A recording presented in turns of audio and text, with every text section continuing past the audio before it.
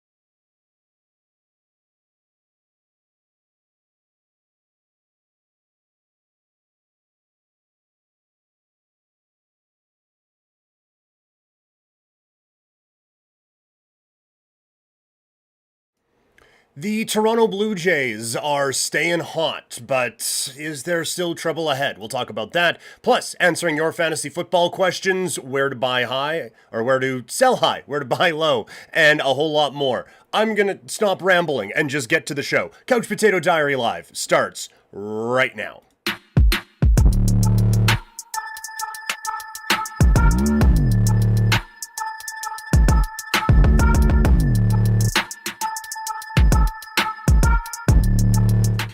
Oh, it'll be fine. I can just improv the intro. Don't worry about it. Welcome, everyone, to Couch Potato Diary. We are live on a few different platforms today.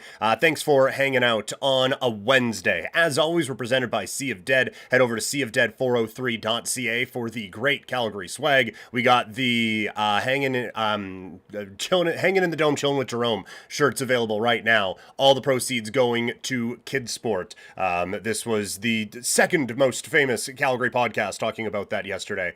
So excited for all of that. The shirts are ready for a lot of people to pick up and get delivered now. So make sure you check that out. They are going very quickly. And also, we are fueled by Swift Energy today. Head over to swiftenergy.gg and use the code PKPrimetime for 25% off. So, with the new kind of fall schedule with Couch Potato, normally today would be a video game day, but we just got so many fantasy football questions yesterday that pushed a lot of the stuff off to today. So, any questions you want, throw them in the chat. Fantasy football, wrestling, Blue Jays, food, anything you want to talk about, throw it in the chat. We will get to it. I can't promise I'll get to it right away, but I will get to it. I can promise you guys that. It was a whole lot of fun having a bunch of people to chat with yesterday. So let's keep the good times going. We already have Deeds in the Twitch chat. Again, Deeds, thank you so much for gifting a couple of subscriptions yesterday. That was awesome. Thank you so much for that. But Deeds asking some Blue Jays questions in the chat. Honestly, it is a direction I wasn't thinking of going, but we're going to go there anyway. The Blue Jays are feeling good, feeling comfortable right now, but is there still some cause for concern? Let's talk about it as we start the day off chatting about the Blue Jays.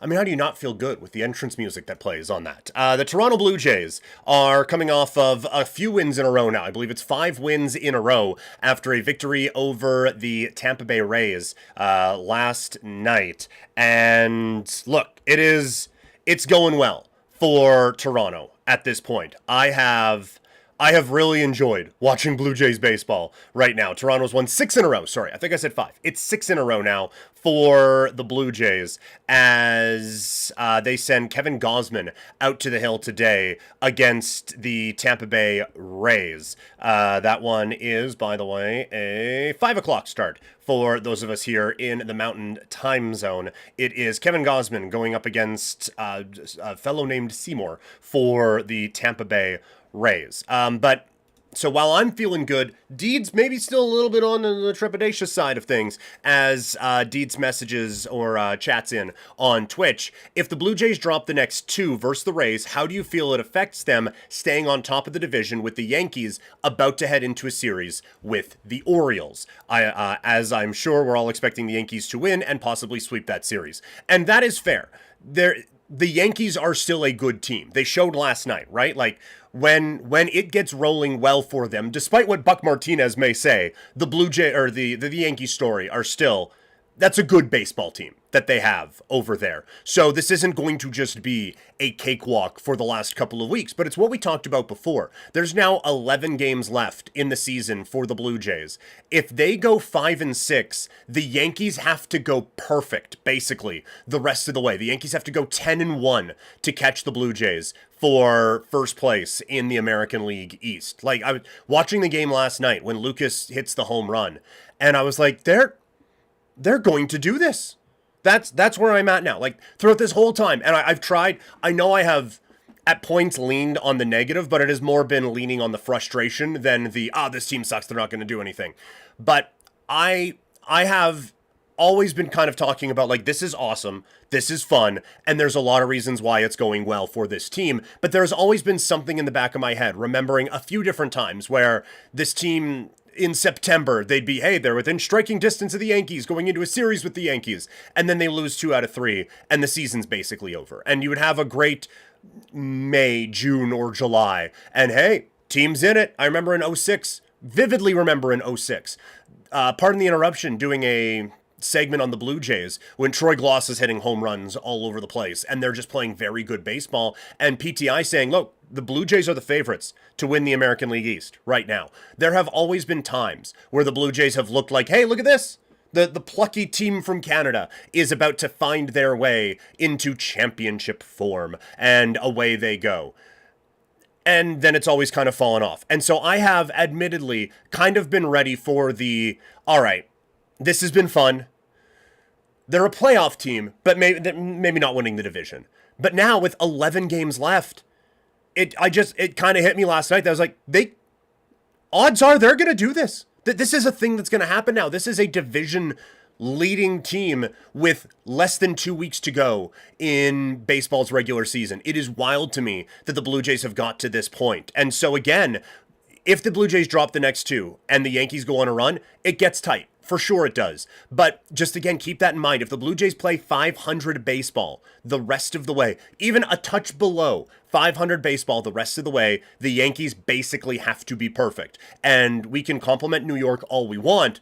That is far from a perfect baseball team. I think that is abundantly clear. And then going into a series with the Orioles, admittedly, I don't know if they've played them in a while, but the Yankees are 3-3 against Baltimore this season. And before the Blue Jays went in and dog-walked those guys for 3 games, the Orioles were on a bit of a tear. and playing some pretty good baseball. So I wouldn't just pencil in 3 straight wins for the Yankees against Baltimore coming up. They're probably going to win that series. And there is a world where they sweep that. Absolutely, right? But Toronto is still at a point. They have their best pitcher going today against the Rays with a chance to keep this going and just put a nice little bow on this series. So I feel very good about where Toronto is at this particular time, because the last couple of nights have basically been perfect, right? We didn't get a chance to talk about it yesterday.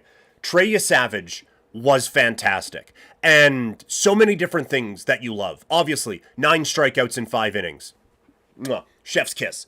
The near immaculate inning. That should have been an immaculate inning, but an umpire sucked and took a very clear strike away from the kid while he was rolling. And the swing and miss was exceptional. And just the filth that is on some of those breaking pitches in the splitter down in the zone, getting a lot of swing and miss from, while they're not going to be a playoff team, still a very good hitting Tampa Bay Rays team that was perfect, all of it. But the thing that I liked the most is that it obviously wasn't starting great, right? Like, I think there were 3 batters in and a run had already scored for Tampa Bay. And that was it, because he came in and shut the door from there. And he had said, and they brought it up on the broadcast, and we all kind of knew, his first start at each level was a bit wobbly, basically, right? And especially at AAA Buffalo, where you saw that, and I was like, okay, this is my hope that maybe this kid's going to be the 7th inning guy in a playoff game.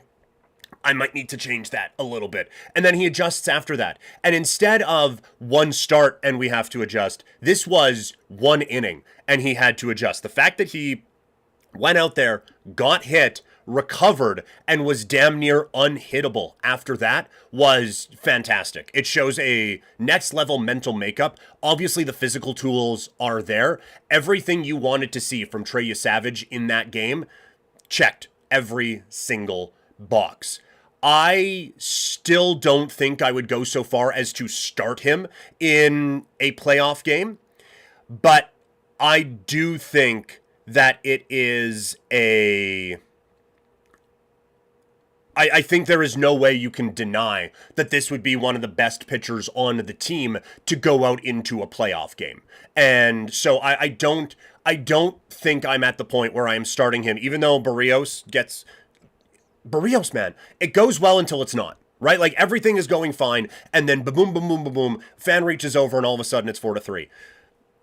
I still think I would rather go with Barrios or Bassett in a playoff game than have Yesavage's 3rd career start be Game 4 of the American League Division Series against the Yankees or something like that, right? Like, one of the things I said, even with Lauer, and I kind of forgot that Lauer had a bit more experience than this, but with Yesavage, even if you want to bring him in as the follow to an opener, I still would rather him just be able to get in your mind frame, get in your zone, but not have to deal with the extra stuff that comes with playoff reporters for a starting pitcher in a playoff game, right? With all that extra attention, with all the extra media, let Bassett handle that, go out and do a couple of innings, and then Yesavage is just dip, dip, and dodge with all of his pitches and going out there, but just tell him when he's going to go out, but let Bassett deal with all the other stuff that comes with being a starting pitcher in a postseason game.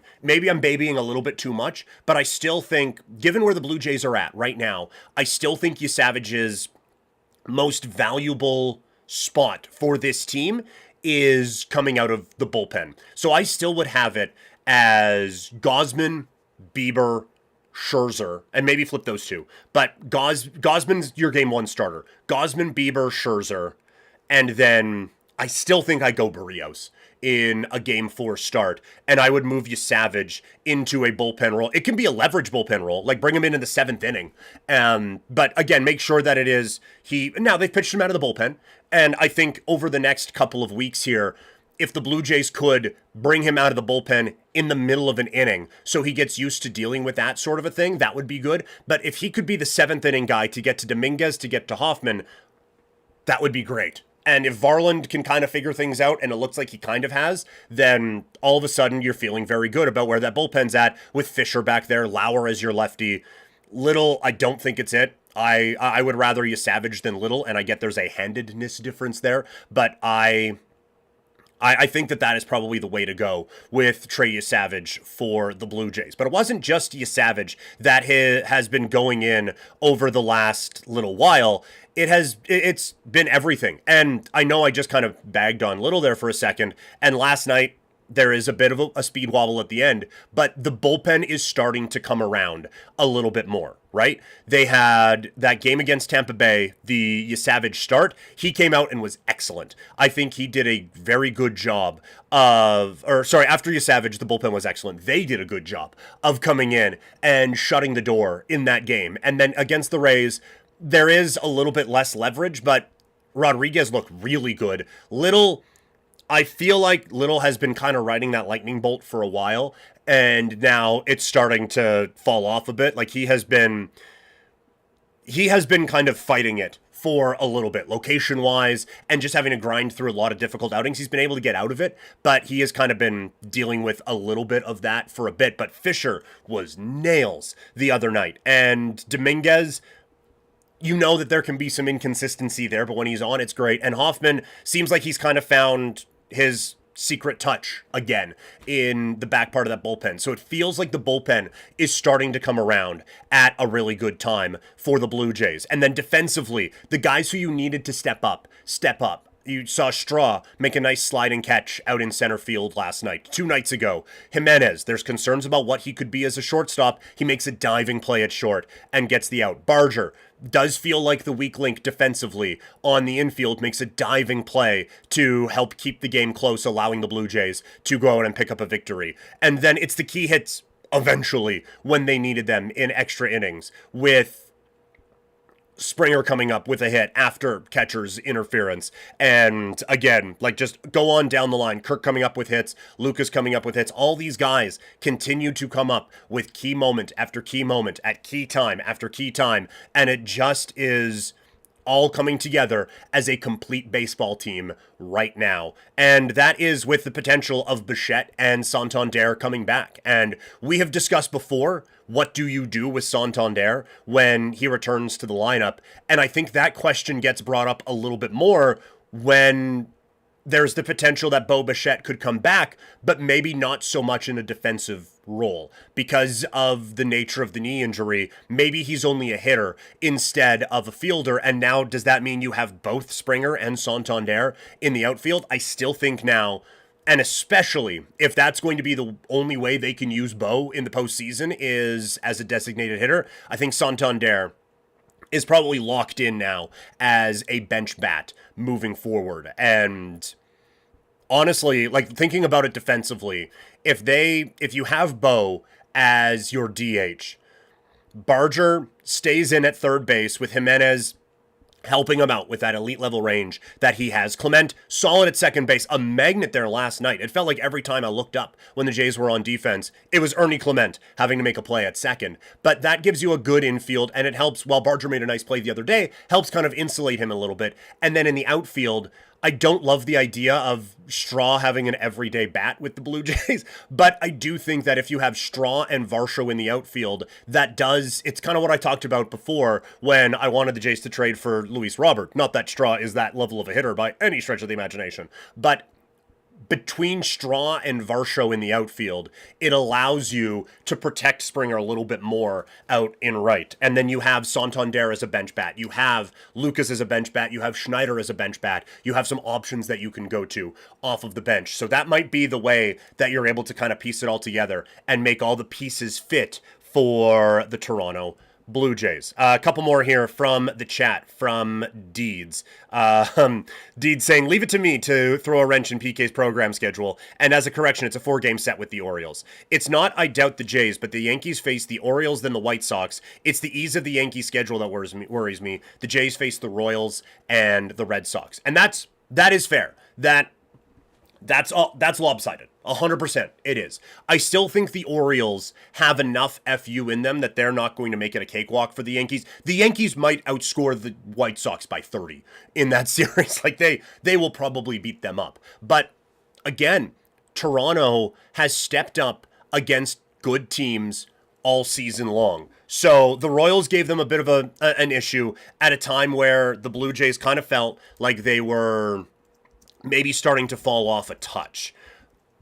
And so it is fair to have, again, a touch of a concern with that ball club. And then the Red Sox are a strong baseball team, and they are going to be a playoff team. But again, the Blue Jays have done a really good job of playing against high-level teams all season long. Looking at the schedule, looking at the standings, the Jays are 7-3 against Boston this season, 1-2 against Kansas City. So again, if you can take one from the Red Sox, that makes it a bit close because it's them and they're gaining a game on you.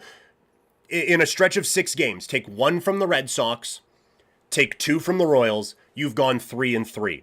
If the Yankees have 4 against the Orioles and 3 against the White Sox, if the Jays go 3-3, it is mathematically impossible for the Yankees to catch them in that stretch. Even if they sweep all 7 games, that still puts them as what? That's gaining 3.5, 4 games on the Blue Jays. They have a 5-game lead. It makes the last couple of weeks a bit more tense. Absolutely. But Toronto has built up enough of a cushion. It's 5 games right now that the Blue Jays have this lead. So yes, this last part of the schedule, it does not favor Toronto. No doubt. But the Blue Jays have done a good job of building up enough of a cushion that they can survive a little bit of that. And honestly, I would rather that than the Blue Jays be able to coast here. It would be nice to be able to have the last series of the year have the starting pitchers be Lauer, Manoah, and whoever out of like any relief pitcher who's not going to make the big league or the playoff roster, and just cycle through those guys while you then get ready to have a weekend off going into the American League Division Series. That would be great. But I do think it is nice that there is going to be some adversity still as the season winds down to keep this team sharp. And they still have to stay sharp. Again, they haven't clinched anything. The playoffs are well within reach, and they're going to be a playoff team. But division-wise, first place in the American League, they haven't clinched anything. So maybe I am getting a little ahead of myself now, but it is nice that it's not just going to be a complete runaway, and this team is going to have to flip that switch again in a month to get ready for playoff baseball. So I can see where we're concerned, Deeds, and you didn't throw a wrench in anything. This was a fun conversation. But I don't think that the Blue Jays are a team that we need to worry about in this way anymore. They've established, whether it's against, they lost 2 out of 3 to the Dodgers, but that was a good win at the end of the Dodgers series. But they've established against the Red Sox, against the Yankees, against the Tigers, against the Cubs, against the Rangers, against the Mariners, against the Astros, basically everyone but the Brewers. The Blue Jays have established that they are a very, very good baseball team, and other very, very good baseball teams don't throw them off anymore. This isn't a team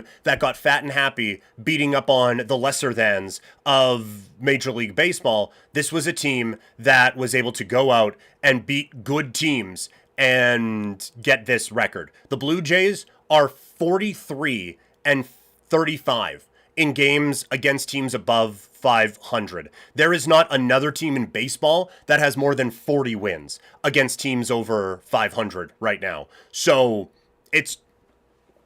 when you stack them up, it looks like there is a chance for the Yankees to make a comeback. And there is, but I just don't think the Blue Jays are a team that will make that easy on them. So, feeling pretty good going into a matchup tonight with the Blue Jays ace on the hill in Kevin Gausman. All right. More, if you want to talk more Blue Jays or more baseball in general, boy, words today, man.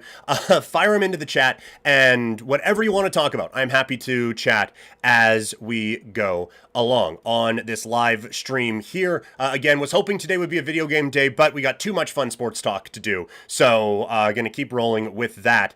And the next stream is going to be tomorrow, again, 10 a.m. Mountain Time. It's going to be our kind of mega Thursday and Friday podcast taping that we do here with Couch Potato Diary. So make sure you check that out, hit the notification bell, hit follow or subscribe wherever you are consuming this, and we can have a good time chatting a whole lot about football, fights, everything like that. Let's move into the world of football now, and the fantasy football season reaching week 3, but already just a couple weeks in, we have some reads on some people, and we think everything's established, but also a lot can change. So today, let's take a look at who we should be buying low on and who we should be selling high on in the fantasy football world.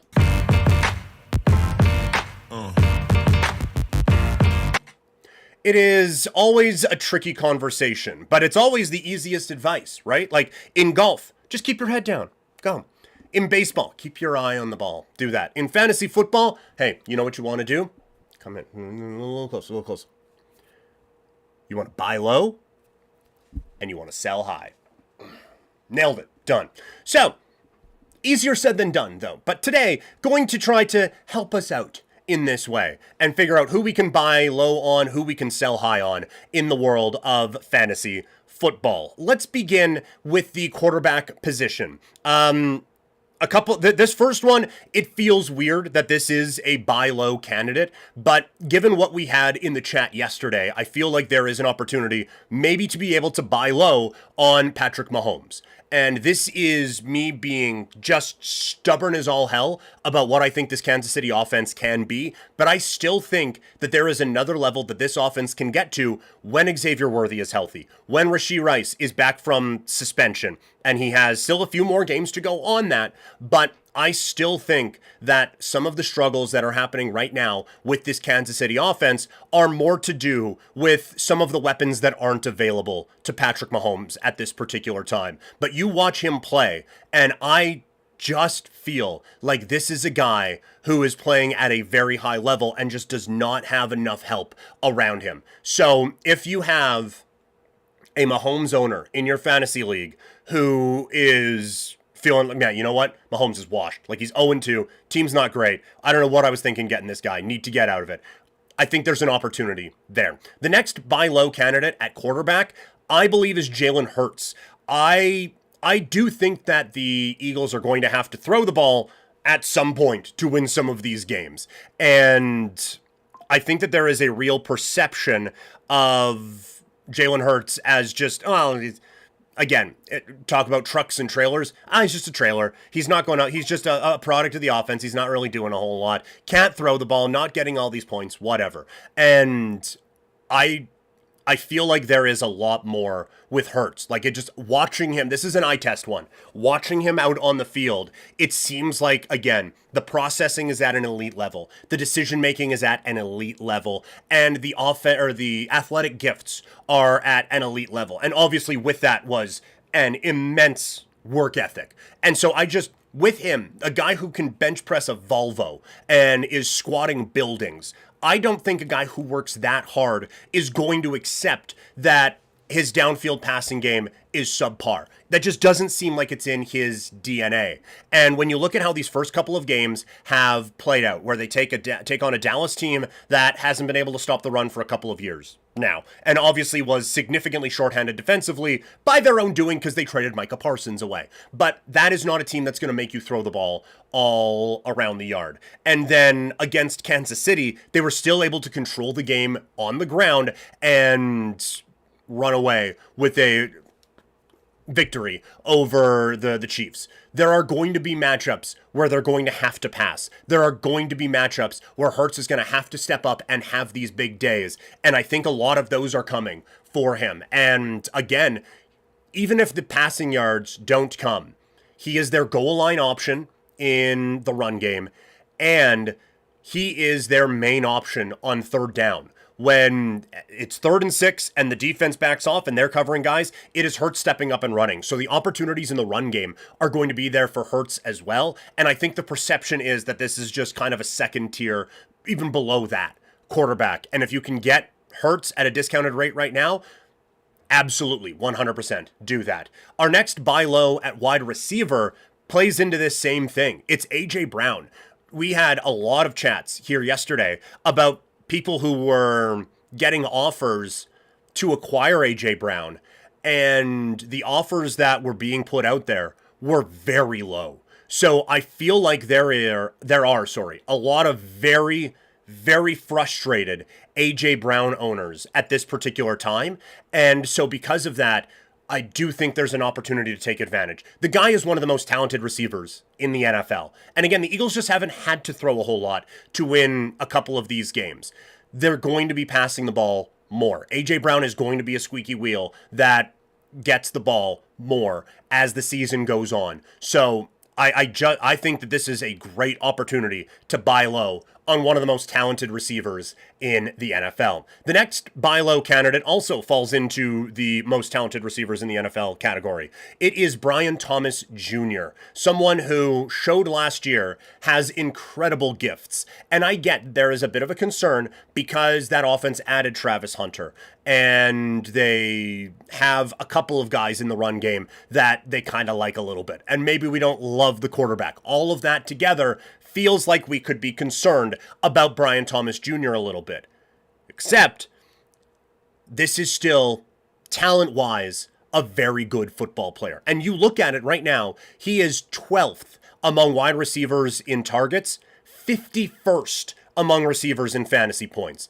That's going to level off, and I don't think it's going to be because he gets less targets. He is going to be the main focal point of this offense, and he is too good to have been bottled up in this way for too long. So if you have a frustrated Brian Thomas Jr. owner out there, I think now is the time to absolutely take advantage. At running back, this kind of goes to something we talked about yesterday, where people are already just abandoning ship on the rookie running backs. And remember, this has happened so many times in the past with very talented running backs that we all absolutely gush over, right? So Ashton Genty, coming off of historically great seasons at Boise State in college, going into a Chip Kelly and Pete Carroll offense, I don't think all of a sudden he sucks.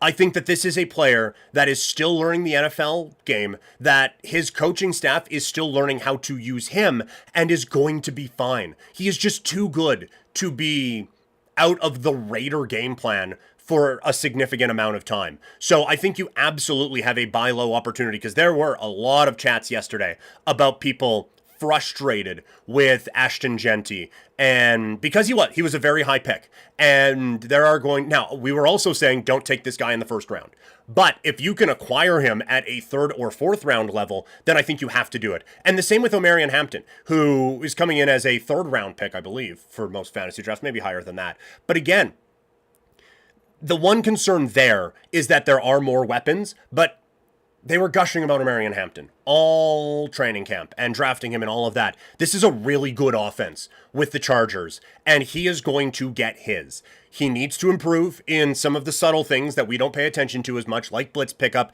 and pass protection just in general. And again, they're going to need to figure out how they want to use him in this offense, but they're going to be using him in this offense. So a couple of the rookie running backs would be players that I would be targeting right now in trades here in fantasy. And the other running back was another one we got asked about yesterday. It's Chase Brown. Someone was asking about the value of Chase Brown now that Joe Burrow is out. And I was admittedly a little hesitant on him because I just worry about the overall quality of the offense that he is going to be playing on this season. So I think there's a bit of a worry there when you look at Chase Brown and what is going to be available in the offense. But the thing that helps him is those two really good receivers on the outside are always going to need attention. This isn't going to be like when it's Tommy DeVito playing at quarterback with Saquon Barkley a couple years ago, and everyone can just pile into the box and like, okay, yeah, that guy's going to beat us at quarterback? Don't think so. Would love to see you try with Wan'Dale Robinson. Cute. Love that. You're not going to do that with 2 top 10 receivers out on the field. So there's still going to be running lanes for Chase Brown. You're going to have a quarterback who is going to need a little bit more help, and Chase Brown is still a talented player. So he is a buy low candidate, I think, for sure, in fantasy. And lastly, at tight end, if you've consumed my content a lot, you will know who is coming. It's Chikakonkwo. And this is a die on this hill player. I just think he's good. Like that is kind of the gist of it, is that he is a large human who showed last year when he started getting the ball more and more toward the end of the season that there's quite a bit of skill in that large human.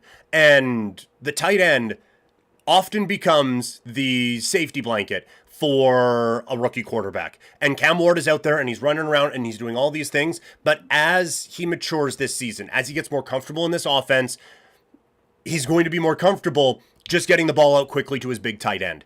And so that is a player that I think has an opportunity here to really show what he can do. And I think the talent is far beyond what the production has been so far. So those are the buy low candidates for fantasy football. If you agree or disagree with any of them or have any others that you're thinking about, either let me know in the chat if you're watching live or throw it in the comments if you are watching after the fact. We're going to move now into the sell high category. Up first, it is Daniel Jones at quarterback. He's the quarterback 2 right now. And so, look, I think there's a general understanding across the football community, not just fantasy football, that maybe there's a little bit of noise in those numbers there. But I will also remind you, Justin Fields isn't playing this week. J.J. McCarthy isn't playing this week. Joe Burrow isn't playing for many weeks.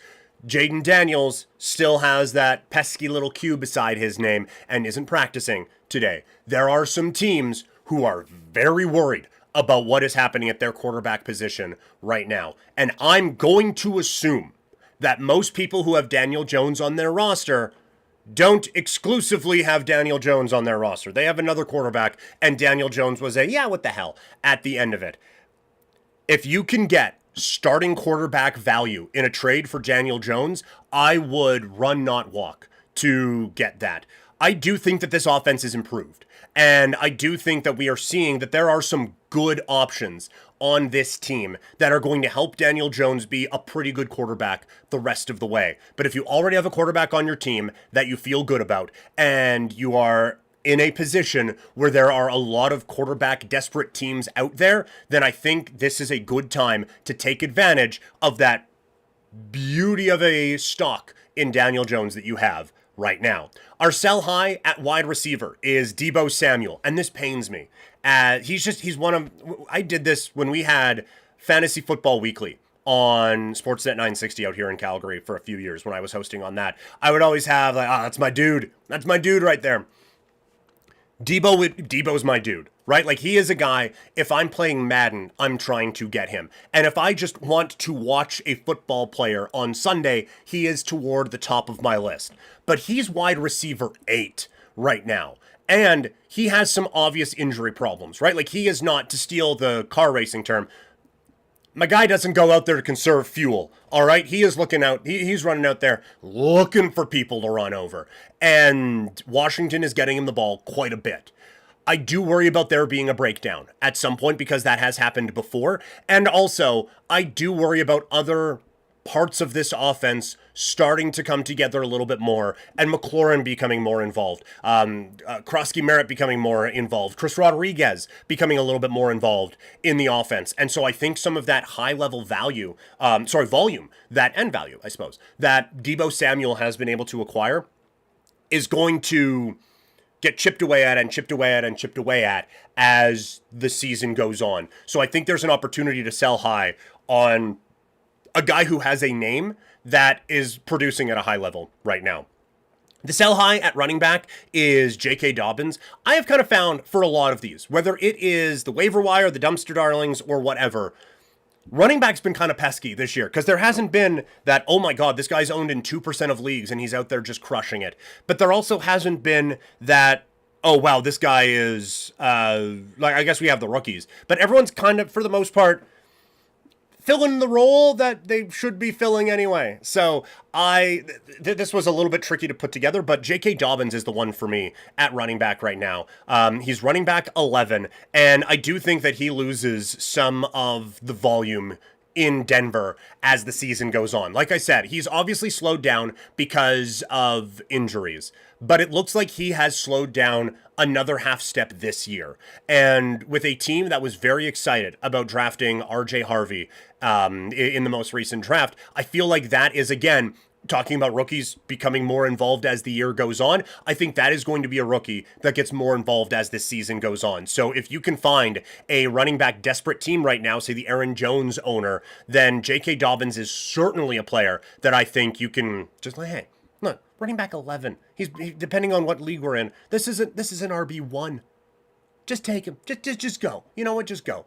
I think that there's a good chance to get some value out of that one. And then at tight end, it's Tucker Kraft, who I just want to say, I actually really like him. And if you guys, again, have consumed any of my content, you know I like that Green Bay offense a lot. So there's a lot to get excited about with this particular player, but he's tight end 1. If you can get tight end 1 value for him and improve at other spots, I think you have to jump at the chance to do that. If you can trade Tucker Kraft right now and get one of the guys we talked about in the buy low, I think you have to. Even if it's part of a bit of a package, but he's like the big sweetener of that. And then go out and play in the Chickaconquo, Jake Ferguson, Dalton Schultz neighborhood of tight ends. I just think if there is a team that will give you high level value for that player, I think you have to go out and make that sort of a move. So that's the big sell high, I think, right now in fantasy at tight end. Now, tight end is one where like no one's really paying super de-duper high level value for a tight end anyway. But if you get someone that's desperate and make it part of a bigger package, I think that can really add some value where maybe it's a bit overpriced at this particular time. But what about you guys? Let me know in the chat or let me know in the comments any sell highs, buy lows, guys you're interested in. Let me know in the chat. And while you're doing that, the comments is right by the share button. Just click that share button. Send this out to a few people. Loved having the chat full yesterday. Loved chatting with whether on all the different streams, all the different people. Not taking anyone for granted. I just want you guys to have more people to chat with. So share it with some friends. Let's get this thing going. And let's have some fun here with Couch Potato Diary.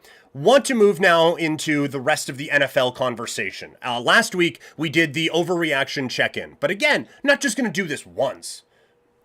We're going to do this another time. Let's update where we are at. We did dead wrong yesterday. So today, we're going to jump in with our victory lap.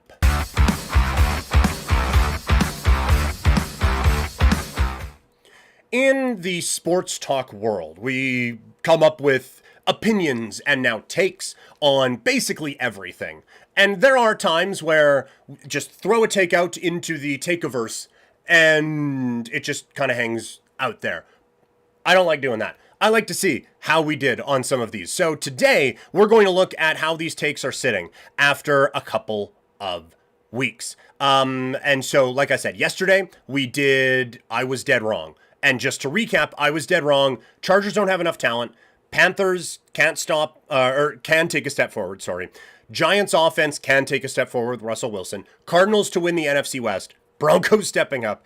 Rams taking a step back. And Bears overall improvements on defense and on the offensive line. So that's what I was wrong about. Here's what I'm taking the victory lap on.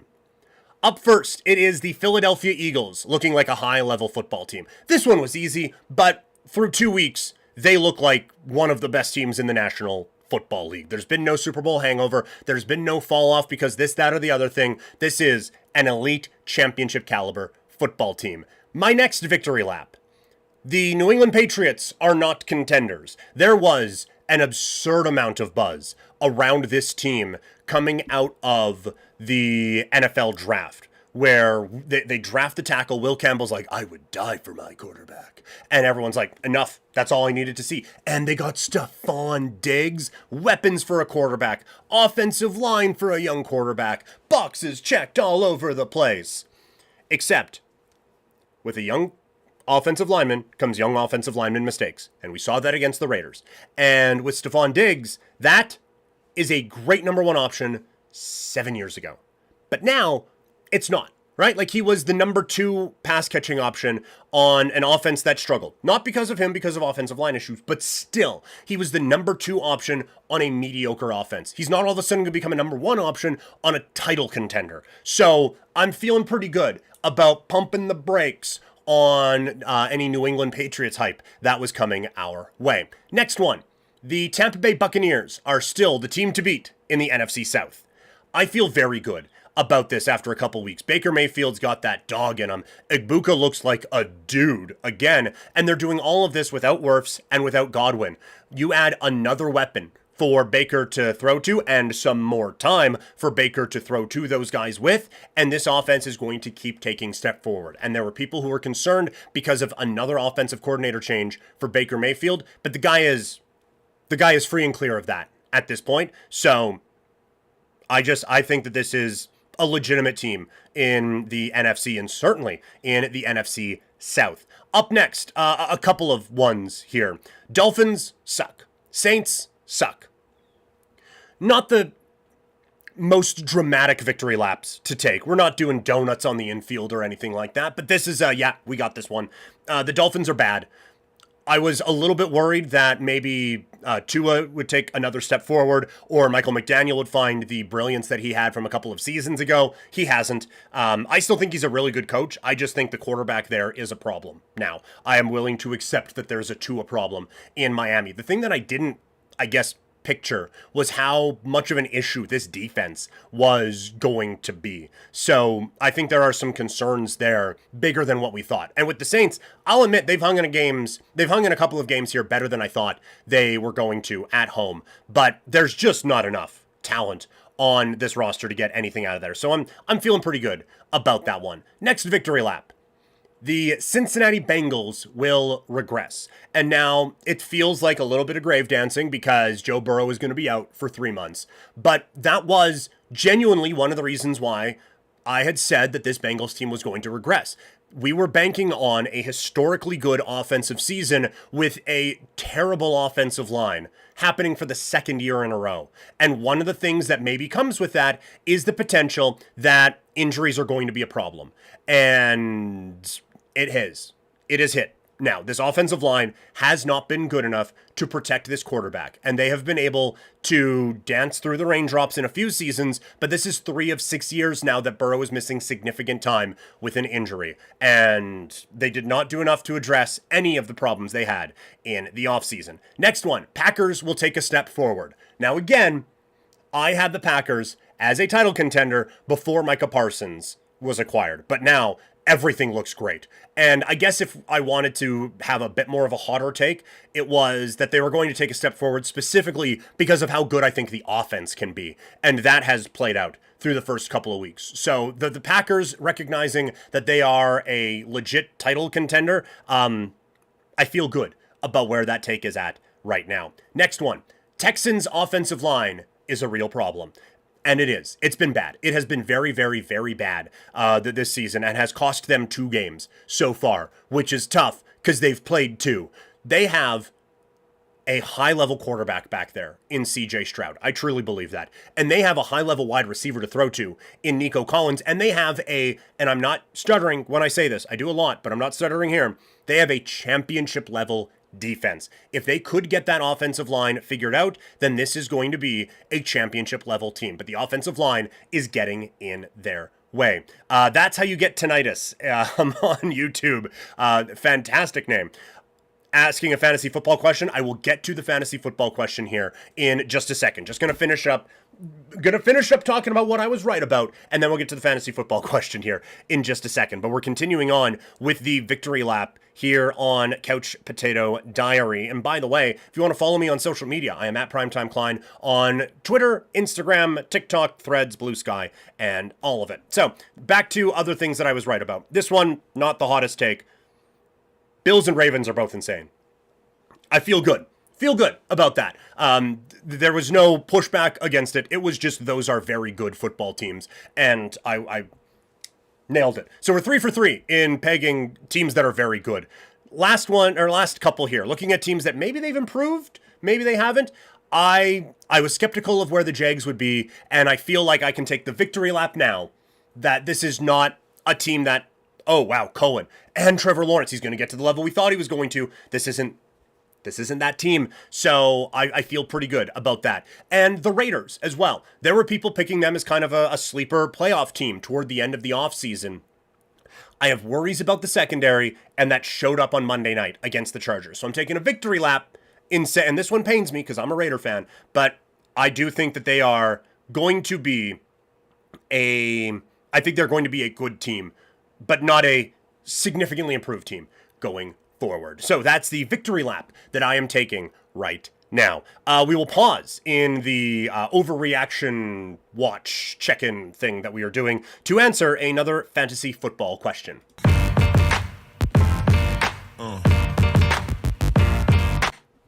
That's how you get tinnitus in the YouTube chat. Is that an Archer reference? I hope it is, because that's a great one if it isn't.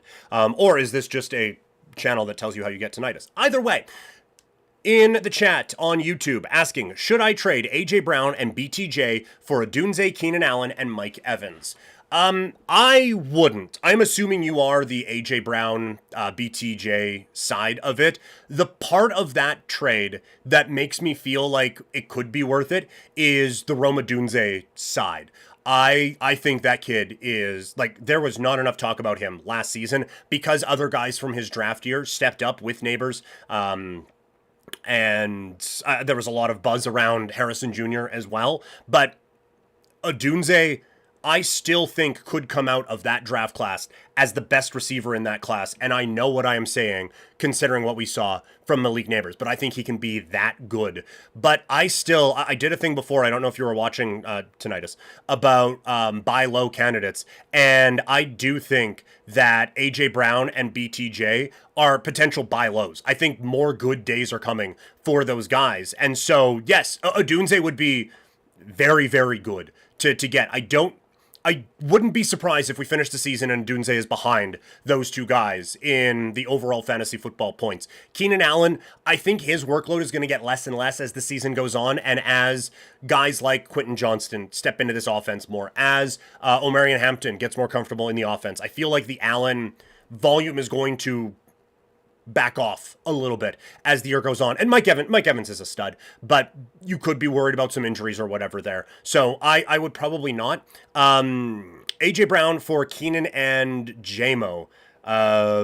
Boy, I should know who we're talking about with JMO, but I'm blanking on that one right now. So if you could let me know who JMO is, apologies that I'm missing out on, or that I'm forgetting that nickname at this particular moment. But again, Keenan Allen, I just feel like is kind of easing off a little bit. But if we could throw Odunze in that spot, A.J. Brown for Odunze plus, I like that. I like that trade a lot. That's something that I would try to make. Now, if I'm the Odunze owner, I might tell you to kick rocks, but I would at least try that one and then see if we can throw something less than BTJ into the trade and try to pull the trigger on that one. But I still think that there's a lot there with A.J. Brown. This offense, Jamison Williams. Sorry.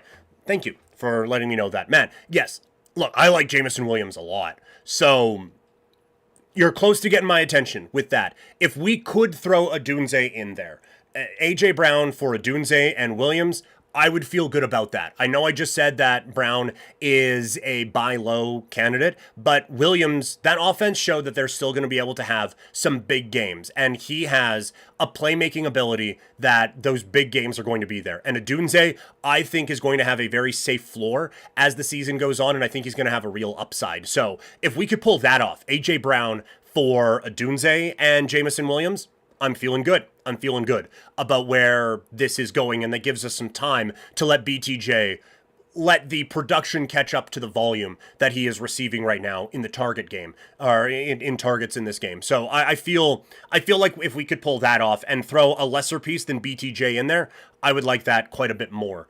And even if we go Odunze, Williams, and Evans for Brown and BTJ, I still think Brown and BTJ is a bit too much of an overpay for that, but we're getting closer to that, the value of that lining up a little bit more from my perspective. So we're getting there, tinnitus. We're getting there. But I think that maybe we could push a little bit more and get a little bit more value out of a guy who I still think is one of the most talented receivers in the National Football League. Let's go. Keep the chats coming. Like I said before, I can't guarantee I'll get to them all right away, but I will get to everything in the chat here as we go along. I want to get back into some of the takes that I had and where we're ranking them right now. So we just did the victory lap. Let's take a look now at what I haven't necessarily got right yet and what is looking like a wrong pick, admittedly. But I'm going to die on that hill. Let's take a look at that.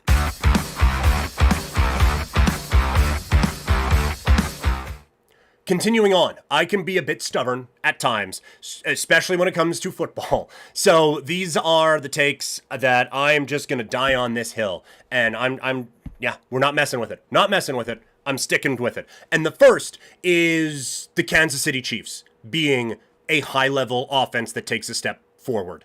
I know it hasn't looked great the last couple of weeks, but I don't know how you look at Patrick Mahomes doing what Mahomes has been doing and think, oh, this offense can't do anything. When you know at some point Rice is going to come back, and I am assuming Worthy is going to come back at this point. And I do think now, because there is some pressure from the rest of this division, specifically right now the Chargers, but the Broncos and the Raiders too, all ahead of Kansas City going into week number 3, I think there's a potential that this team gets aggressive toward the trade deadline and brings someone in. And there is a receiver that they are very familiar with who, not the best dude, but is someone who fits in this offense really well.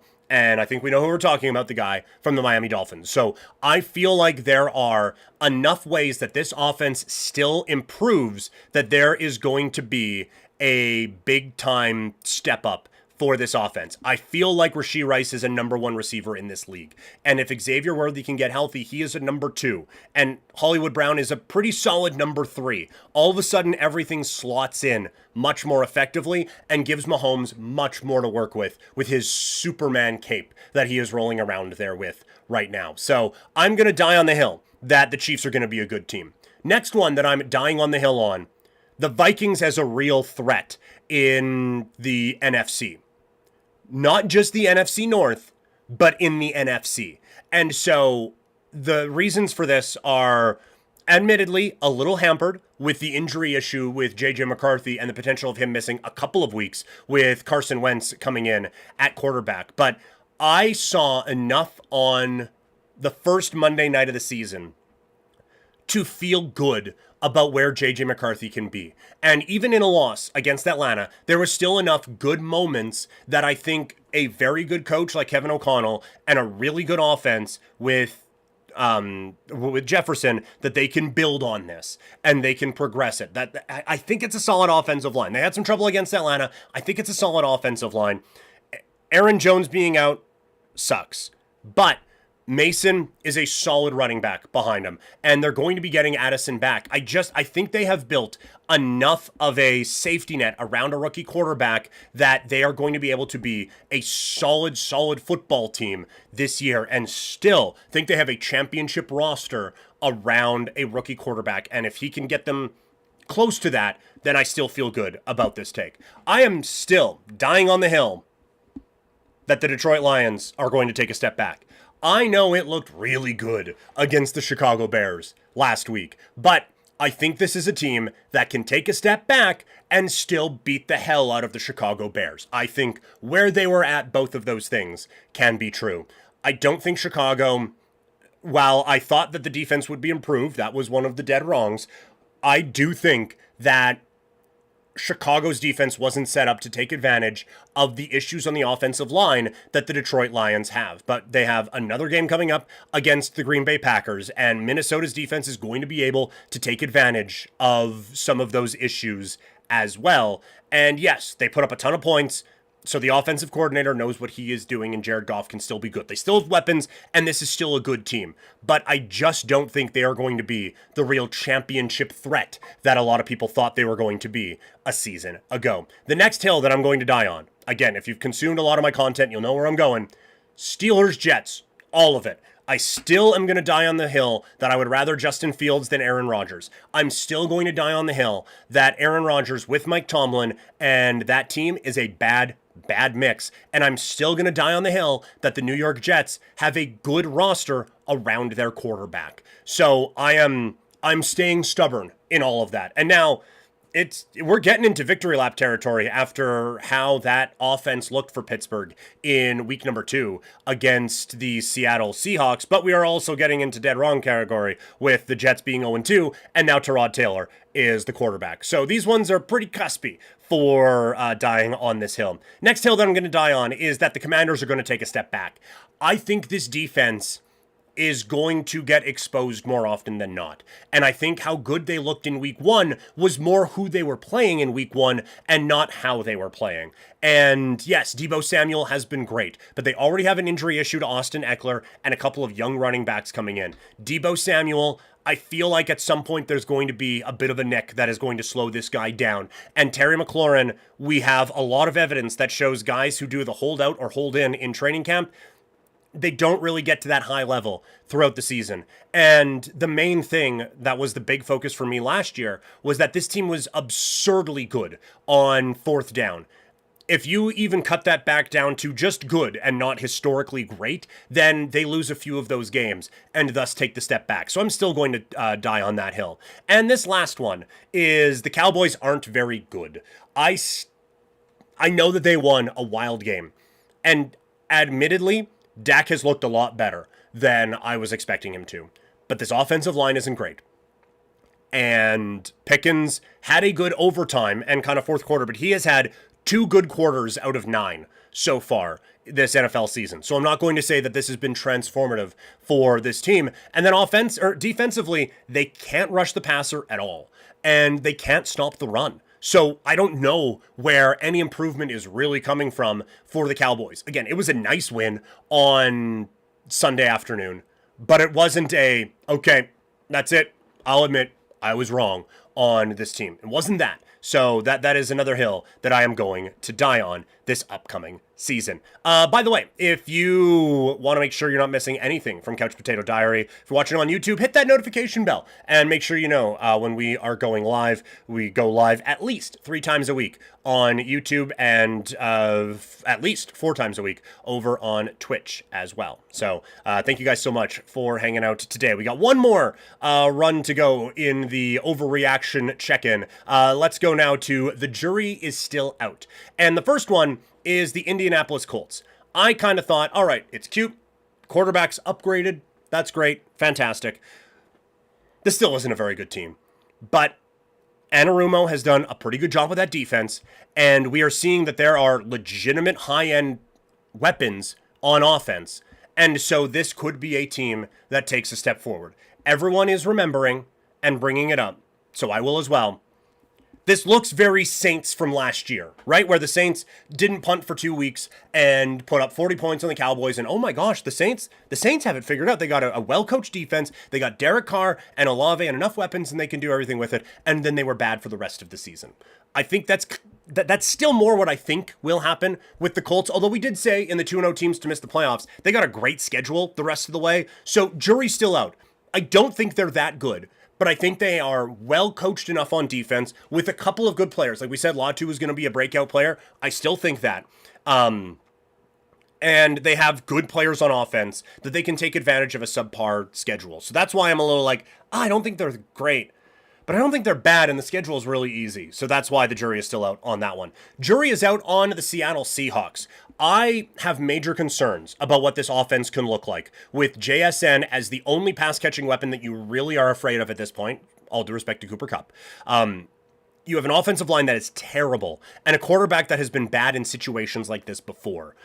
The reason that I am saying the jury is still out on this is that defense looks very high level right now. The young players that they had on that defense they drafted a couple of years ago really seem to have found another step to their game. And Sam Darnold has handled the pressure so much better than I was expecting him to in the first couple of weeks of this season. So I have a bit of a pause right now on where I think Seattle is at. Next one is the Tennessee Titans won't be bad. I think their record might be bad, but I think they're going to be in a few of these games. I like a lot of the pieces that Tennessee has. A couple of strong running backs, and we'll see when Spears gets back. Cam Ward showing some of the upside that makes you very excited about a first overall pick. And I think the offensive line is going to get better as the season goes on. And then with Simmons in the middle of that defense, this defense can be a problem for offenses that aren't ready for them. So I still think that my take that they're not going to be that bad isn't going to be that far off, but I do have some concerns. Rookie quarterback, the offensive line hasn't been as good as I was hoping it would be for the first couple of weeks, and we saw last year at some point the defense just kind of stopped being good. So there are concerns, but I still think that I could be right on that one. And then the last one is Caleb Williams being improved. I think I'm the only person in North America who didn't think he looked atrocious in week number 1 in that blowing that win against the Vikings. Like I think he was fine. Last week it wasn't great, but I still think it's a pretty good defense, or an okay defense, that he faced with the Detroit Lions. So I still think you see enough plays from him that make it look like he's taken a step forward this year, that there is improvement there. So I still think the jury is out on Caleb Williams, although I might be the only person in the jury who is keeping us in deliberation right now. We have Carissa Carlin in the Kick Chat saying, "Hi, how are you?" I'm good. Hi, how are you? Thanks for the follow on Kick, and thanks for stopping in today. If you have any fantasy football questions, ask away. Any questions on anything we're talking about at all, throw them in there. Even if it's not something that I'm discussing in that segment, we'll finish the segment and get to what you guys want to talk about. Let's move now to power rankings. We know where I feel like all the different categories or different takes fall into the different categories, but where do the teams rank right now? Let's take a look at this week's NFL Power Rankings.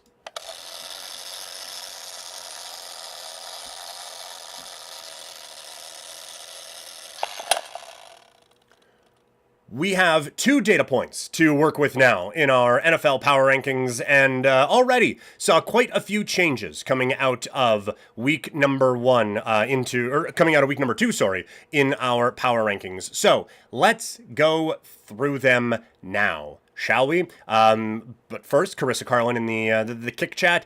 Glad to hear that. I am pretty good. How's your day been so far? My day has been lovely so far. Getting to chat football with some people on the internet. So how could it not be a good day, right? All right, let's dive in. Last in the league right now, the Miami Dolphins. I think that's pretty obvious. I don't think I'm going to get a whole lot of pushback. I think that they are a pretty bad defense with a very bad offense and a coach that is coaching like he's scared of his quarterback. All of that goes together to make me feel like this is the worst football team in the NFL. Carissa, you can suggest anything you want at all times. That is totally fine. At 31, it's New Orleans. They have hung with teams better than I expected throughout the season. 100% they have. But it's still not good. You can still see obvious limitations at quarterback. You can see obvious limitations in the weapons that he has to throw to.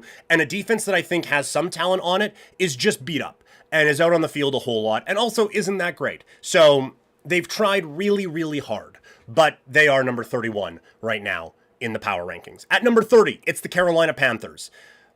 They hung in that game with Arizona, and they created some drama because of an onside kick and a recovery there. But you look at when that game was competitive and when Arizona wasn't just sitting back on defense, and Carolina didn't have a hope there. So I still think this is one of the bottom teams in the league. At 29, it is the Cleveland Browns. Again, beat up pretty bad in a loss against Baltimore and hung with Cincinnati, but we're seeing there are limitations to this football team. And at 28, it's the Tennessee Titans. Again, I think there are better days ahead for the Titans, but right now, it's tough to argue that this isn't a bottom 5 team in the NFL. So our last 5, Miami, New Orleans, Carolina, Cleveland, and Tennessee. But reverse order there. Up next, it's the Giants at 27. They looked better against the Dallas Cowboys. At least you've seen now this offense can be competent at times, so that's good. But still, way too many holes, and the penalties were a big problem,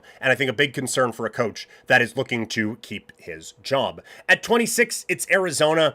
This is really low for a 2-0 team to be in the power rankings, but they should have absolutely dog-walked New Orleans, and they should have blown away Carolina, and instead, they needed big plays late to put both of those games away. So I am so not impressed with what I've seen from Arizona so far. At 25, it's Dallas. I went on the rant before. I don't think this is a great football team, but they hung with the Philadelphia Eagles, and they just had a wild win against the Giants. So they're not high in the rankings, but they get to be up there a little bit.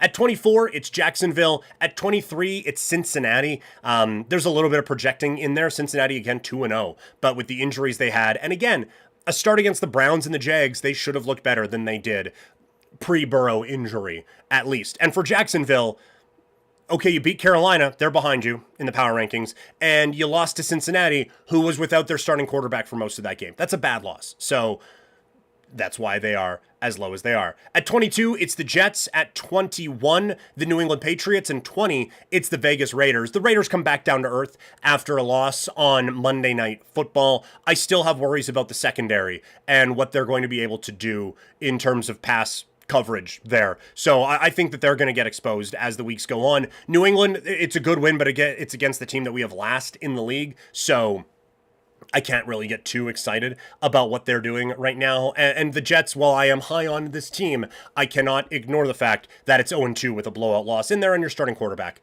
is hurt. 19, it's Chicago. 18 is Atlanta. They are a team that maybe I should be moving up a little bit more. And just seeing it now, I do have Atlanta below Pittsburgh. That shouldn't happen. If these two teams do what they're supposed to do next week, that will change. But right now I have Atlanta at 18, Pittsburgh at 17, 16 I have Houston. Maybe too high for an 0-2 team, but I love the defense, and I love the quarterback and their number one receiver. The offensive line is an issue, and that's not going to change. So there is room for aggressive downward mobility, but I still like this team a lot. At 15, it's Denver.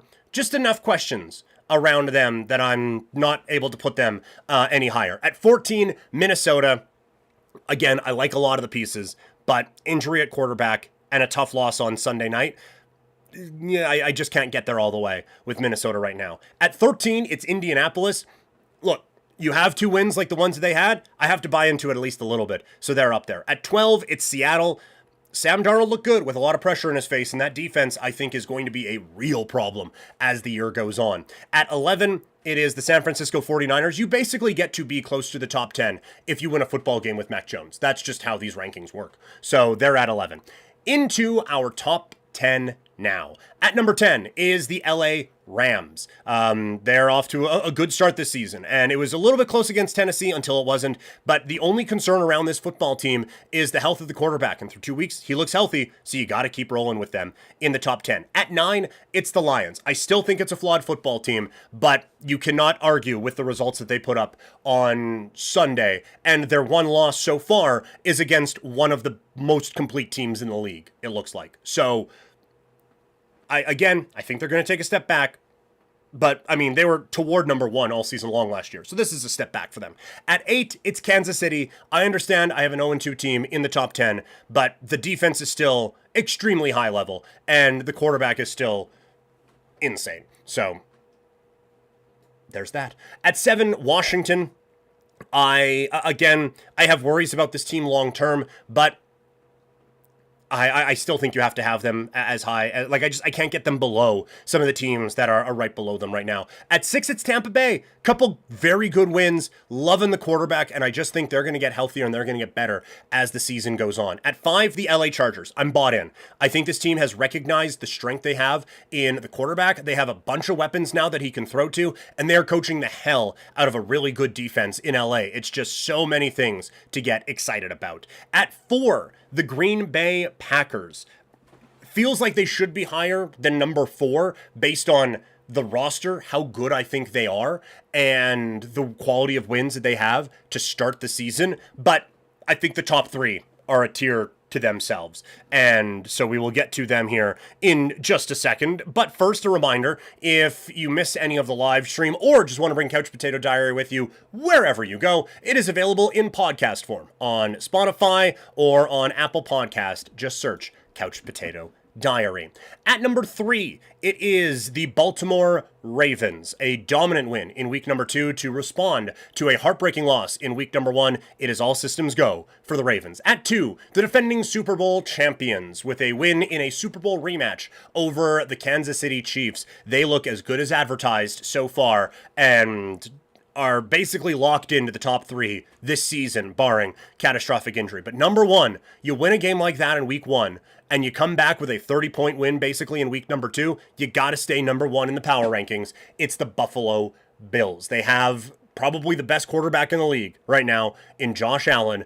They have a defense that's going to be tested at some times, but they have a running back who looks very good as well. So a lot to get excited about with the Buffalo Bills. They are the number 1 team in the power rankings once again after week number 2. I can't imagine I just hit the 32-team parlay on picks that you agree with. So let me know either in the chat or in the comments. What is your, biggest beef with what I have here in the power rankings? Once again, we have a fantasy football question in the chat. So let's get to it.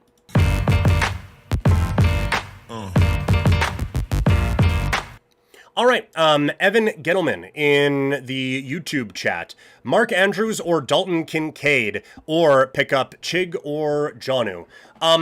I think Dalton Kincaid is on the verge of a breakout this season. He was one of my breakout candidates at the start of the year, and seeing how this offense is operating, it's not going to change my mind with that. So you do have to recognize that there are going to be some limitations around the goal line. Number 1 option is probably James Cook. Number 2 option is Josh Allen, and then we will see what everyone else does. That being said, when you look at it right now for Kincaid, stats, that's where I want to get to. He has 10 targets in 2 weeks, 8 receptions, did get into the end zone in that wild game against Baltimore. They're going to be able to throw a lot against Miami this week. Like, the schedule they have right now looks pretty good for them with Miami, New Orleans, New England the next 3 weeks. Atlanta right now is tough against tight ends. Then it's a bye. Then Carolina, Kansas City will be tough. Miami, though, you get to throw it all over on them. They have defenses they can exploit as the season goes on. So for this week and for weeks beyond, I like Dalton Kincaid quite a bit. I said before in the waiver wire that Chig Okonkwo is a or not the waiver wire, sorry, buy low, sell high. He's a buy low candidate, Chig. I think he's going to get more options as the year goes on, but Dalton Kincaid, I think, has real potential. And Evan in the chat saying, I also have Josh Allen, so stack would be nice. Stack away. Yeah, 100%. That's the guy that I would roll with on a week in, week out basis, quite frankly, until I see something else. Mark Andrews, the Andrews stuff is getting a little bit concerning, and I get like last week, they have a big week there, but in what was an important game for them, a game that they took very seriously, he didn't get a whole lot in that matchup. And so I have some concerns about where he is at right now. Just 2 catches for 7 yards. Like, honestly, it's 4 targets in a couple of weeks. Kincaid's my guy there right now. I don't know if you can get a whole lot for Mark Andrews, and dropping him feels excessive, but if I'm making a trade and I want to throw a big name into it, Mark Andrews might be one that I go with, and just lock in Kincaid and then go out and pick Chig or someone like that. But Kincaid would be my focus right now, and I would tend to lean away from Mark Andrews at the tight end spot at this particular time. So keep the questions coming in the fantasy or in the chat right now, live on a few different platforms. So ask away. I'm going to be in some different segments, but like we just did here, I'll finish the segment and get to the questions that you have. Doesn't have to just be fantasy football. If you have any questions about anything we're talking about or not talking about, throw them into the chat. Someone asked about my food the other day. So definitely can roll with whatever you guys want to roll with in the chat. But let's move now. This will be a bit of a turn for some in the chat. We're going to talk football, but 3-down football. As the Canadian Football League continues to wind down toward the playoffs, we have another change at the top of the power rankings this week.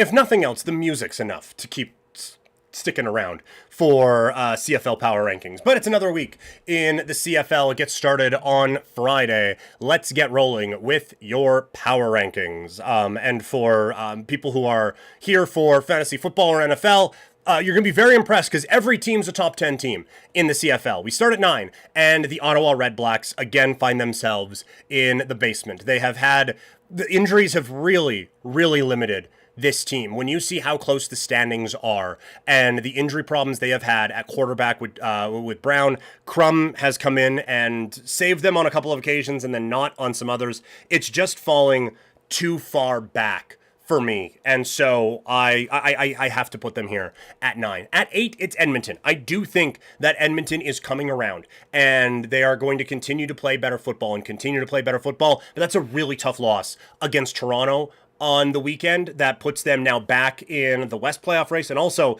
in the crossover to try to get into the eastern side of the postseason. So that's a bit of a tricky spot for them right now. Evan, I see the question about Travis Hunter. I will get to that here once we're done with the power rankings. So just sit tight through some CFL talk and we'll get to that here in just a second. At 7, it's Winnipeg. They had all 4 quarterbacks going at practice this week, but former Cincinnati Bearcat quarterback Zach Collaros and good friend of the Kelseys, he was kind of running with the 3s and the 4s. Strevler got beat up in the week before.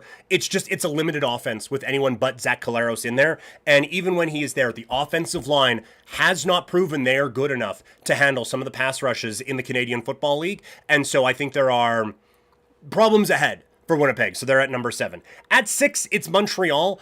They come up with one of the big wins of the season to beat the Saskatchewan Roughriders. But I can't put them ahead of some of the other teams because of the injury issues that they have had. I have said, when they're healthy, and it's Philpott, and it's Davis Alexander, and now it looks like they got a guy at running back, this is a very, very good roster, but it's just the injuries at quarterback have been too much for them to overcome this season, but they're working their way up, and they're at number 6. At 5, it is the Toronto Argonauts. They have all of the questions around Chad Kelly right now and when he is coming back, but they've been playing significantly better football in the last few weeks, and Ryan Dinwiddie is doing a heck of a job coaching up that team, and he has them close to the upper half in the power rankings. At 4, it is the BC Lions.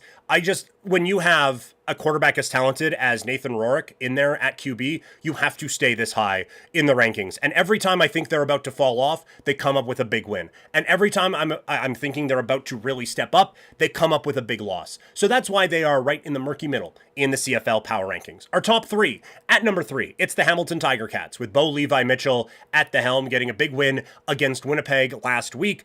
They're going to be basically locked in at 3 for the time being. The offense is great. It's just a matter of what the defense can do in the next few games. At 2, begrudgingly, I have to again drop my Saskatchewan Roughriders into that second slot. It is one thing when you've only lost to the Calgary Stampeders, but that was a very frustrating loss against Montreal. And I get injuries at corner really did set them back, but they just looked so blah in that matchup that I cannot just skate past it. So, the new number 1, shout out to Toxic, who I'm not sure was able to tune in today, but it is the Calgary Stampeders. Vernon Adams Jr. continues to play at an MOP level. They are getting healthier at receiver, and they are getting continued dominance on the defensive side, and they now are within striking distance again of Saskatchewan for that home playoff game in the West Final. So those are the CFL Power Rankings after this week. Just a reminder, if you want more CFL from me, I have the best bets from the Canadian Football League. That is coming out tomorrow. You can catch that on 3 Down Nation, and then bye week, but I write a Riders' Thoughts story after every Saskatchewan Roughriders game. Let's dive back into the world of 4 Down football. Let's answer Evan's question about Travis Hunter.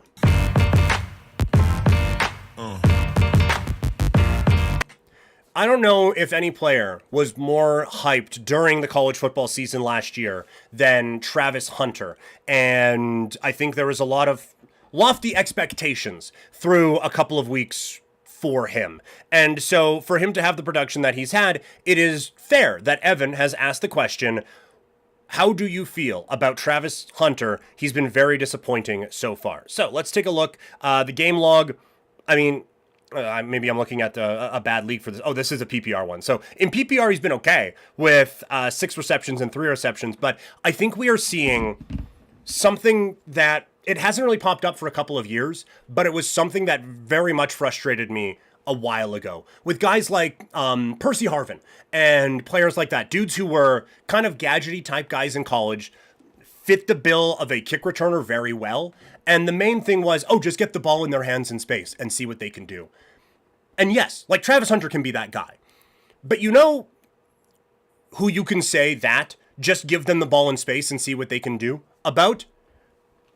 Every receiver in the National Football League. That's why they're there. They are the best 100 receivers in football. All due respect to the Canadian Football League. They are that good. So it would make sense that all of them, if you give them the ball in space, they're going to do okay. And it's that with Travis Hunter, right? Like, oh, just get him the ball and see what can happen. Well, that's great when you're playing Colorado State. It's another when you have Trey Hendrickson on the other side and you make a couple jukes and all of a sudden this tower of a human being has run from defensive end out to the corner and is tackling you. So I have concerns about him. The good thing is that the target volume is there and he's getting a lot of catches. So in PPR, he is kind of saving his value a little bit with what he has been able to do, just catching the football a lot and volume based. But I think for standard and even half point PPR, so I guess just half PPR, because then I'm saying half point per reception. Either way, semantics aside, when you are looking at how he can be productive, I think it has to be more down the field. The quick little gadget stuff and the little shovel passes and stuff like that, that's not going to get the return on the value that you would have drafted him at, Evan, right now. And I know I'm preaching to the choir on this one with he's been very disappointing so far. I kind of think that disappointment's going to continue.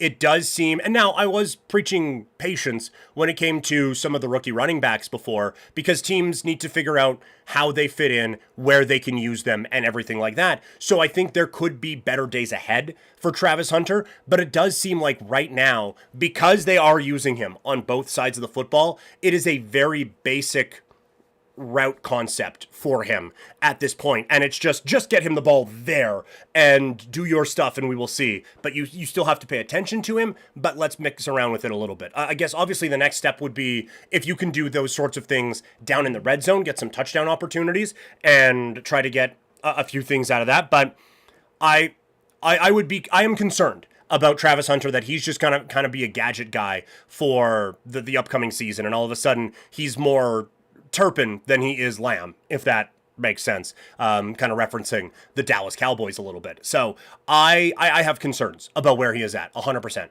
And he has been disappointing. And the problem is, like, again, based on where he was drafted and the potential and the excitement of this kid, you're not going to drop him. But I don't think anyone's trading for him right now. Like, if you get someone who really thinks that the breakout is going to come and they will take him off your hands, by all means.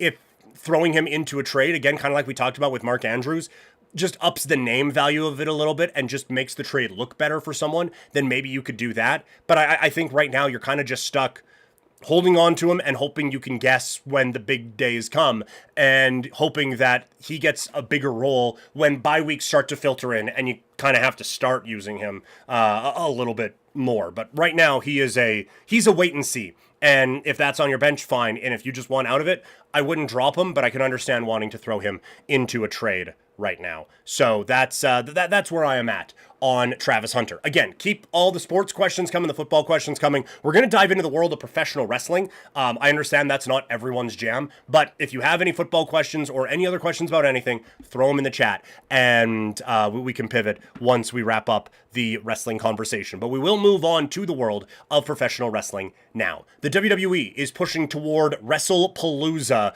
and they have the star power rolling. The rest of it has kind of fallen off a little bit, but some positive sides on that too. Let's talk about Monday Night Raw.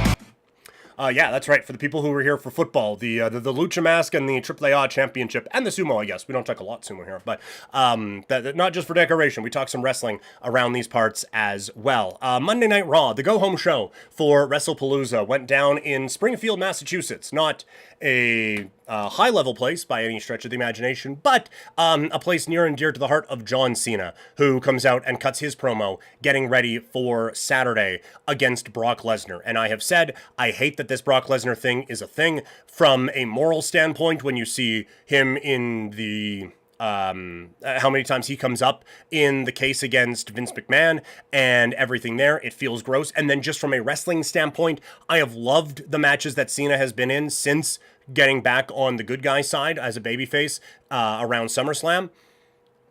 I'm not excited about a Brock Lesnar match. That being said, this was a hell of a promo from John Cena. This was everything that John Cena is excellent in, where he is somehow this absolutely just freak athlete who is jacked to the nines and looks chiseled out of stone and is the record holder for most championships in WWE history and still can be the underdog and cutting the never give up promo and everything like that. It was peak John Cena in the best ways and gets you kind of excited for what's coming up at WrestlePalooza, even if I'm not actually excited for it. Yeah, John Cena. Oh, it is against Brock. But still, John Cena. Woo! And all of that. But he was excellent. And again, you had we're not going to re-legislate this every week, but he had one of the great moments in wrestling history with the heel turn at Elimination Chamber. And because it was done so poorly after that, seeing promos like this, it's like, man, we did the heel turn. It was new. It was different. It was an amazing moment, but it kind of sucked after. And it feels like we missed out on half a year of great stuff like that from John Cena. Another fantastic part was AJ, Punk, Becky, and Seth. I thought they were great again. And I've said before, if we can stretch this feud to Mania, I'll do it because these four are so entertaining together. And look, I find Seth Rollins to be a lot. I don't think his promo style is very good. And I find him sometimes to be a touch on the overrated side. And so I will credit WWE. I will credit him. He has, as understated as the world champion who dresses like that can be, he has been understated in this feud. It has been a lot of Becky against Punk and AJ. And I think that has made the toning down of Seth Rollins has actually made Seth a little bit better and a little bit more impactful when he is actually saying things and when he is actually coming out. And I thought just the back and forth of like, you guys came out to your own music. We came out to we just came out to her music. I'm wearing her shirt. I'm not me. I'm AJ's husband. All those different things. I thought they played that well. And then kind of the Becky, like, okay, it's cool. You came back and, oh, we didn't see it coming and you're this, that, and the other thing. You haven't done this in a while. And I'm one of the best in the world, if not the best ever at it. So how you going to do on Saturday? And it kind of felt like when that promo was going, the rest of the crowd was kind of, they had the crowd eating out of the palm of their hand. And the rest of the crowd came to the realization of like, oh shit, like this is actually a match on Saturday. And this is like, we could actually see Punk and AJ lose. Like it's just been this great return and we've been so happy, but you are still going up against two very high-level performers, and in a kayfabe sense, like, yeah, they could lose. And then from a storytelling standpoint, are they going to beat two of their champions on one of the biggest shows they do in their debut on ESPN? So it was kind of the realization at this point, like, oh, right, there's another side to this. So I thought that promo just planted enough seeds of doubt in how this could go that it was so effective. And then that they're on different pages and everything, and then it was a diversion and came in and manhandle slammed her after, just perfect on all accounts. I thought it was great. And then I like that we got some advancement in some storylines. We've said before on a few of these, it's a little stale. It's like, okay, we get it. Bailey is going insane.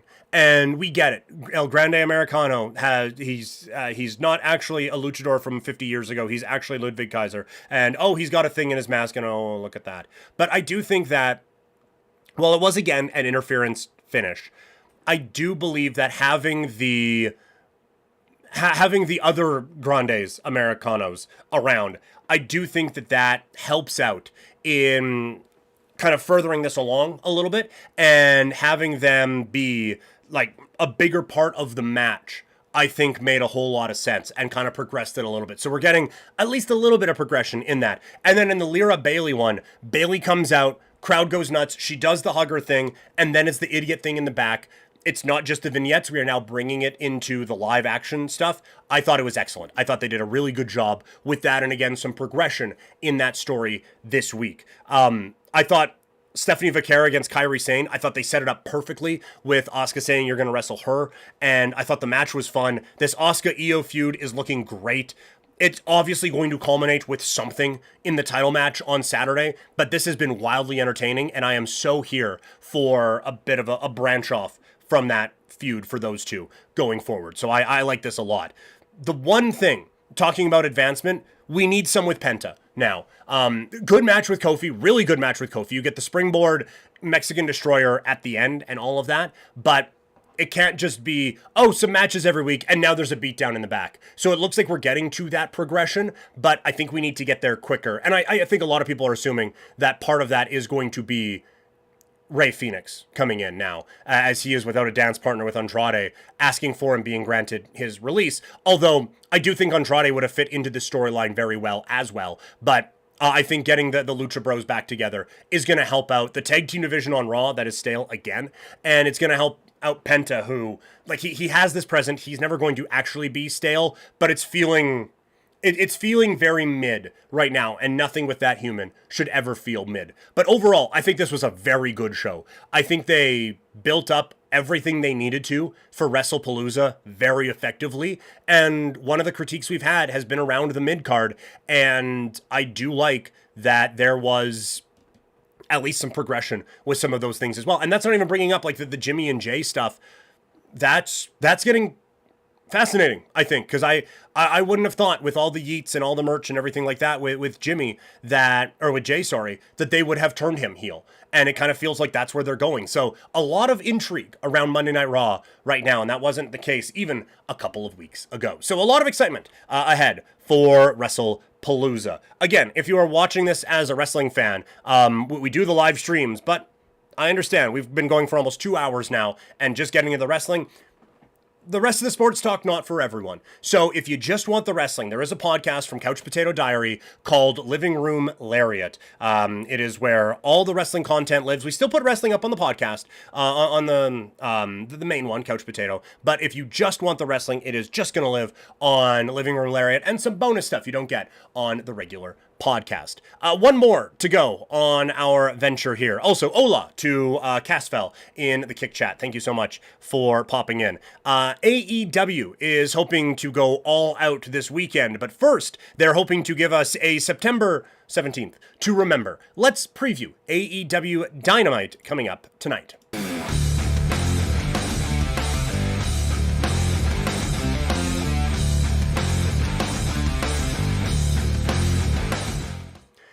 AEW has certainly fallen off when it comes to the attention as of late. And it felt like they were peaking back up with All In, but WWE's counter-programming, I think, has kind of taken its toll a little bit on some of the audience for AEW. But they're trying to get it back with a 3-hour special, September to Remember, coming up later on today.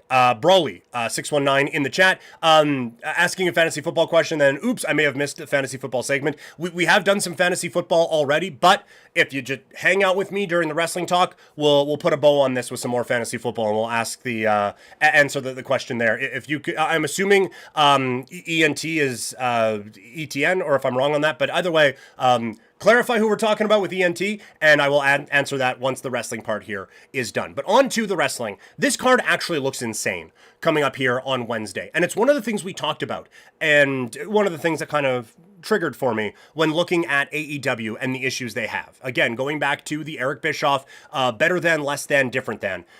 I think what you can do better than with WWE is just some excellent wrestling. Now, the storytelling is going to get you over the hump, but excellent wrestling on the television that we know we're going to get actual finishes to I think that is where wrestling fans are kind of wanting this product to get back to, with all the disqualification finishes on the other channel and everything that's going on there. If you can just produce excellent wrestling, that's going to get at least some of those fans back. But I also think because WWE is going so hard at counter-programming the pay-per-views, having specials like this, having September to Remember, and having some of these used to be just weekly television shows, but as a big one, having that, I think, is going to make it very difficult for WWE. They're not going to do a random show on a Wednesday. And now that you're running into main roster stuff on Saturday, okay, if they want to counter-program this with TNA, then maybe. They want to counter-program this with something NXT, okay. But this is going to win that night. And I think you stay away from main roster stuff with WWE if you make the Wednesday nights feel a little bit bigger. And that's what they're doing here. A spot in the triple threat for the unified title match with Beast Mortos and Mascara Dorado. Apologies. This is, like, that match is going to be fantastic. And it's one of those, I know no one just flips the channel anymore, but if you put clips of it on X, people are going to be like, oh, well, I need to go watch that match. Those guys kind of both have that type of appeal. And this match is going to be excellent, setting up just a banger of a match on Saturday on pay-per-view featuring Okada.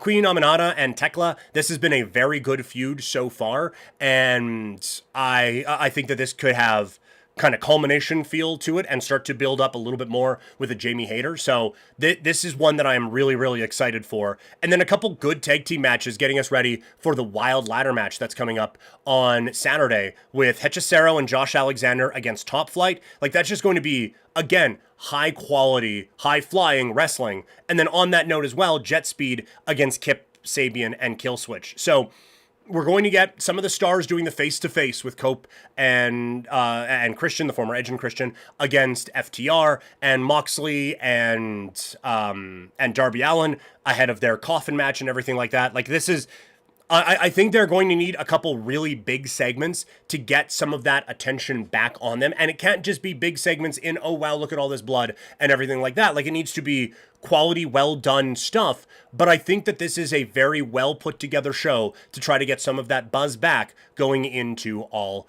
Out. So a really good setup and hopefully a really good show coming from AEW tonight. Broly in the Twitch chat asking us a fantasy football question. So let's dive back in to the fantasy football world, shall we?